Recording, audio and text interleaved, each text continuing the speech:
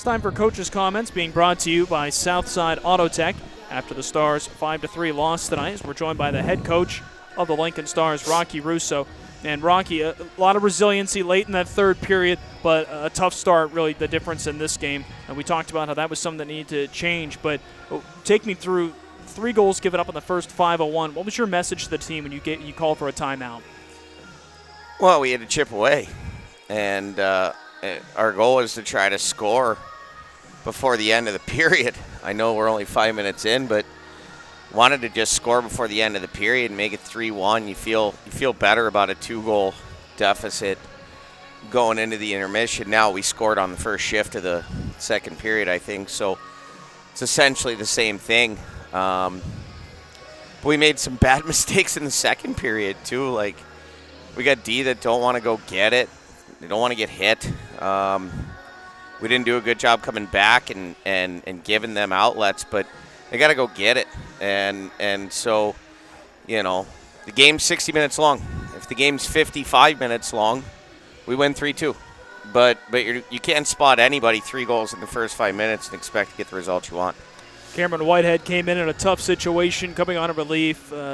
That's not the ideal situation you want to have, and I think it wasn't obviously all Lucas Massey's fault the way things started, but the power play was something you guys did use to recover a little bit in this game. You got some momentum from it. Keaton Peters got that goal, like you mentioned, early in the second period, and then you got another one from Tanner Ludke in the third. So that's a positive, I would imagine, to take from this game.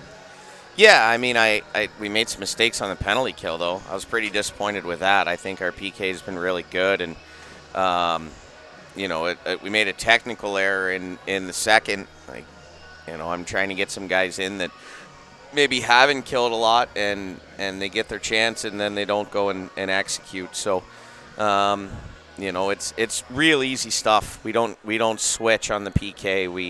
We have our guy and we rotate. And as soon as you switch, bad things happen. And Doyak's goal, we switched and they scored. So, it's breaking some habits, and quite frankly, a little bit right now, it's breaking guys' idea that they could do things their own way.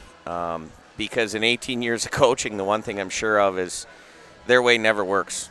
And I'm not saying that I'm the smartest guy in the world, but what I am saying is I understand what it takes for this particular team to win. And that's a lot of compete and discipline and buying into what we're trying to do as a group. It's very hard when one guy's doing one thing and 4 other guys are trying to do something else. You generally don't have a lot of success that way. You had to like the momentum you guys got in the third period. Your team refused to give up despite trailing by 4. You had that 10-second sequence of 2 goals coming, Ludke and Weinberg's getting the tallies. What did that mean, seeing you guys fighting till the end? I was really proud of that fact, quite frankly. And during the media timeout with 13 or 14 minutes left, I kind of said to the guys, hey, I thought we were still trying to win this game.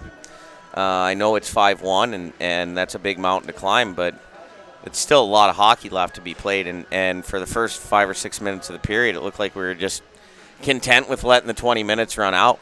And I was pretty disappointed with that. We were going south a lot. We weren't really forcing the issue, and so I think that that message resonated, and we had a different mentality for the last 14 minutes, and we made a game that could have gone the wrong direction pretty interesting.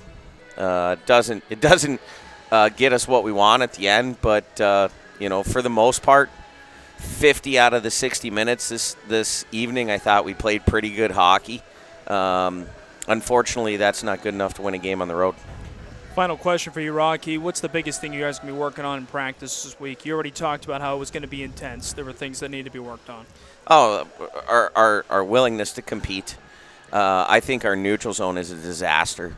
And it's actually something that I thought we were really good at early on in the year that we've completely abandoned. Both sides of the puck. Our neutral zone forecheck is in disarray. Our neutral zone regroups.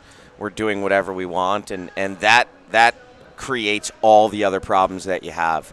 Everybody focuses on the offensive zone and the defensive zone, but if you can't get through the neutral zone with possession, you're not going to play offense. And if you're not stopping anybody from getting through the neutral zone with possession, you're going to have a lot of problems in your own end. And for the last 3 games, our neutral zone has been very poor, so that will be a big focus on what we work on this week. Rocky, thanks for joining us. We will talk to you later this week. Thank you.